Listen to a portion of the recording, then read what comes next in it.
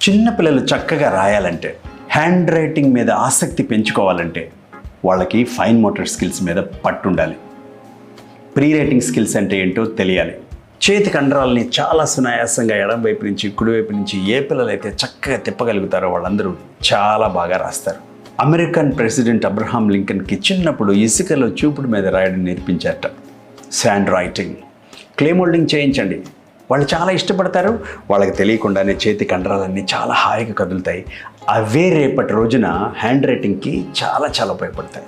ఒక కత్తెరిచ్చి, అంటే చిన్న పిల్లలు వాడే సేఫ్గా ఉండే కత్తెరలు ఉంటాయి చూసారా, అలాంటి కత్తెరలతో పేపర్లను విపరీతంగా కట్ చేయమని చెప్పండి.